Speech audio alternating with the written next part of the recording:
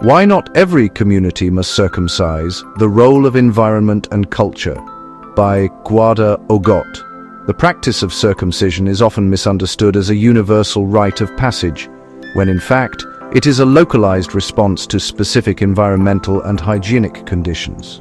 Like many other ritual genital modifications, circumcision is a deeply rooted cultural practice.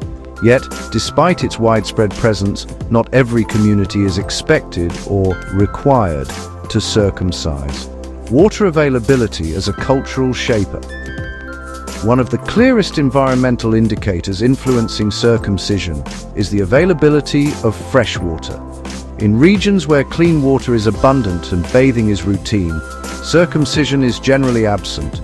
In contrast, communities in dry or other water-scarce areas have historically resorted to circumcision to promote hygiene where daily washing was not feasible. Examples in East Africa, water-rich versus water-scarce regions. The Luo of Western Kenya, who live by Lake Victoria, the largest freshwater lake in Africa, traditionally do not circumcise. Their hygiene needs are met by easy access to abundant water. The Banyoro and Baganda of central Uganda, located near Lakes Victoria and Albert, similarly have not historically embraced circumcision. Conversely, the Maasai of southern Kenya and northern Tanzania live in semi-arid savannas, where water is scarce and pastoral life limits frequent washing.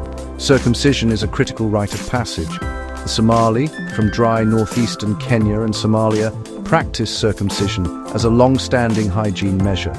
Embedded within their Islamic and cultural identity, the Kikuyu of central Kenya, though from a fertile highland, historically lived outside any freshwater basin, relying on rivers and rain-fed systems, thus adopting circumcision as a protective tradition.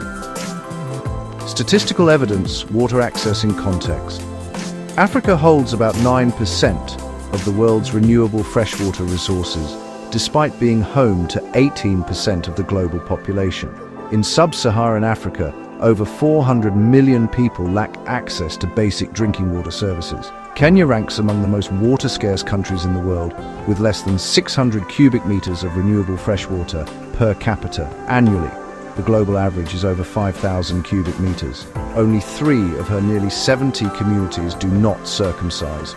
Uganda, by contrast, has relatively abundant water resources, 2,700 cubic meters per capita.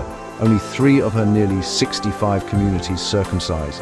Globally, the average person has access to nearly 7,000 cubic meters of freshwater each year, showing a stark contrast between African regions and the rest of the world.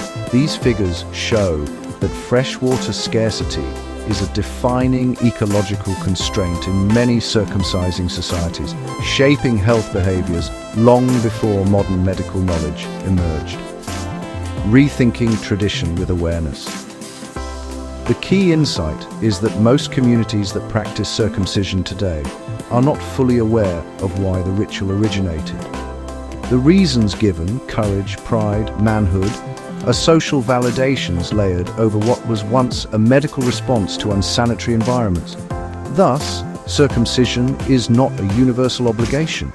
It is a cultural adaptation to specific conditions.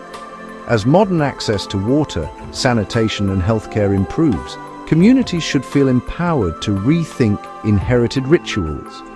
Indeed, the original purpose of circumcision was to preserve health, not prove identity or toughness. Recognizing this opens a respectful path for cultural evolution across both practicing and non-practicing communities.